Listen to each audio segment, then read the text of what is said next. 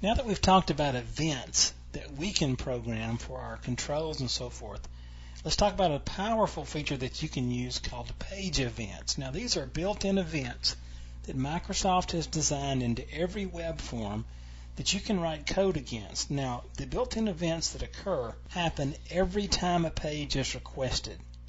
Okay, they always happen in the same order, so you can code reliably against these things, and they get fired automatically. You nor the user, either one, has to do anything to cause these to happen. They happen each time the page loads. This is an incredibly valuable tool because you can take care of certain things when a page loads, when it unloads, when controls happen, and so forth. Now, here's the order that they go in. First of all, we get a page initialization.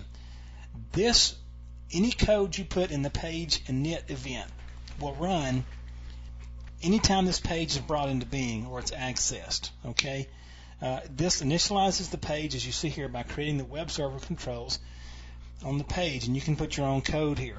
Now, the page load. This fires every time the page gets requested.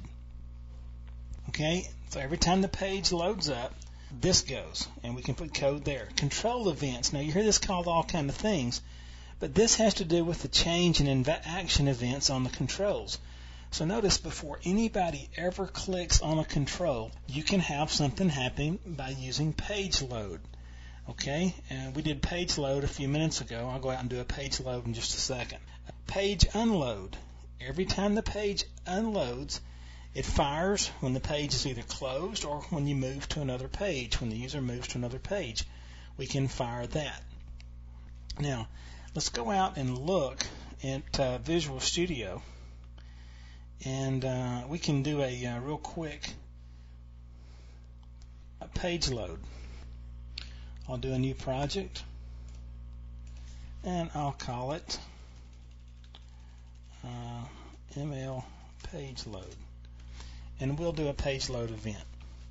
What I'm going to do is, very simply, I'm going to take advantage of this page load event that's happening. I'm going to pull up my toolbox.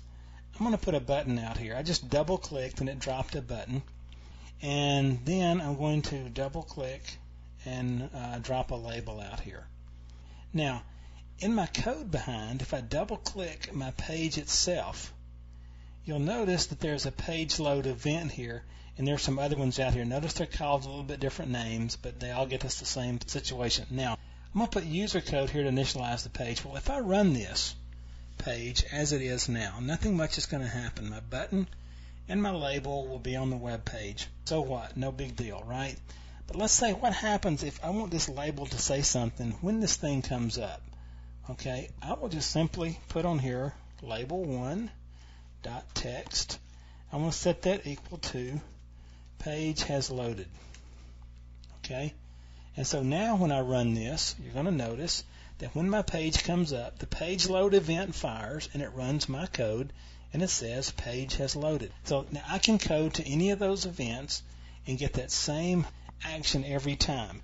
That's the beauty of those 4 page events. They're always there. They're always available. Feel free to use them. You can make a lot of things happen automatically. Now with this is where we get into taking our user by the hand and leading them through the web page. And so we can set up variables. We can do all kind of things with page load here and create the environment that we want them to see as they come in the front door.